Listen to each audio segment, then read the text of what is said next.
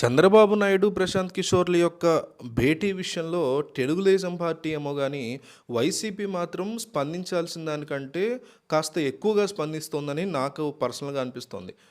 ఒక వ్యూహకర్త వెళ్ళి వీరి మాజీ వ్యూహకర్తే అవ్వచ్చు. మామూలుగానే ఆయన మాజీ వ్యూహకర్త. ఆయన ఇప్పుడేమి ఎవరికీ సపోర్ట్ చేయట్లేదు. ఎవరితో పోటీ పడట్లేదు.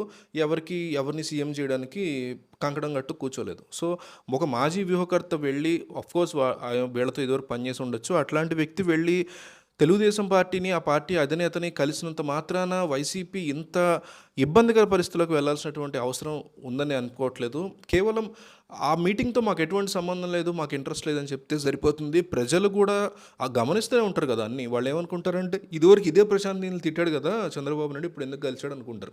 దాని గురించి మనం పర్టికులర్‌గా పని కట్టుకొని ప్రెస్ మీట్లు పెట్టి అందరూ చెప్పక్కర్లేదు అంటున్నాను నేననేది. ఎక్కువ వాళ్ళకి హైప్ ఇచ్చి, వాళ్ళకి ఎక్కువ సీన్ ఇస్తున్నట్టు అవుతుంది. వైసీపీ అదొక తప్పు చేస్తుంది. సో, అయితే దీని మీద వైసీపీ అట్లాగే జగన్ యొక్క స్పందన చాలా ఆసక్తికరంగా ఉంది. వాళ్ళేమంటున్నారంటే, విషయం వీక్ అయినప్పుడు ప్రచారం పీక్‌లో ఉండాలని నమ్మేవాడు చంద్రబాబు. ఇట్లా ఆడేసుకుంటున్నారు నెటిజన్లు. ఒక పీకే సరిపోడు, ఇద్దరు పీకేలు కావాలంటున్నారు చంద్రబాబు. ఒకవైపు పవన్ కళ్యాణ్, ఇంకోవైపు ప్రశాంత్ కిషోర్. ఇద్దరూ జాకీలు పెట్టి లేపితే గానీ కనీసం పోటీ ఇవ్వలేమని బాబు ఫీలింగ్. ప్రశాంత్ కిషోర్ బీహార్ డెకాయిట్ అని రకరకాలుగా అనరాని మాటలన్న బాబు, లోకేష్లు ఇదే ప్రశాంత్ కిషోర్ కోసం పాహిమాం అంటున్నారంటే జగన్మోహన్ రెడ్డి ఎంత బలంగా ఉన్నారో తెలియట్లేదా? ప్రశాంత్ కిషోర్ టీంలో ఒకరైన రాబిన్ శర్మ బాబు కోసం పనిచేస్తుంటే, ఇంకొకరు రిషి రాంగ్ సింగ్ జగన్ కోసం పనిచేస్తున్నాడు కాబట్టి ప్రశాంత్ కిషోర్ కొత్తగా చేసేదేమీ ఉండదు. కుదిరితే బీజేపీ లేదంటే కాంగ్రెస్, సిపిఐ, సిపిఎంలను కలుపుకుని ఇద్దరు పీకేలతో కలిసి జగన్ మీద యుద్ధానికి వెళ్లాలని వెన్నుపోటు నాయుడు ప్లాన్.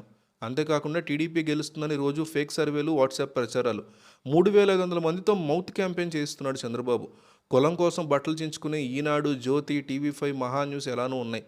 తాజా సర్వేల ప్రకారం కోస్తాలో వైసీపీకి 50%, టీడీపీకి 35-36%, జనసేనకి 10%, ఇతరులకి 3-4% మద్దతు ఉంది. పవన్కి 20 సీట్లు మించి ఇవ్వలేమని తేల్చి చెప్పారు చంద్రబాబు.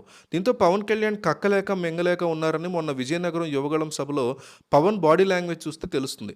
సీఎం పదవి షేరింగ్ లేకుండా, 60 సీట్లు లేకుండా పోటీ చేస్తే ఒప్పుకునేది లేదని కాపు సంఘాలు, కాపు యువత బగ్గుమంటున్నాయి. ఇంకోవైపు సైలెంట్గా జగన్ పనిచేసుకుపోతున్నారు. In front there is crocodile festival అని చంద్రబాబు నాయుడు ఎంతమంది పీకేలను తెచ్చుకున్నా జగన్దే గెలుపని జగన్మోహన్ రెడ్డి చాలా కాన్ఫిడెంట్గా ఉన్నారని, ప్రశాంత్ కిషోర్ చంద్రబాబు యొక్క మీటింగ్ మీద జగన్ స్పందన కూడా ఇదేనని చెప్తున్నారు. సో మీరేమంటారు? జగన్ విల్ విన్ లేదా చంద్రబాబు విల్ విన్ అని కామెంట్ చేయండి.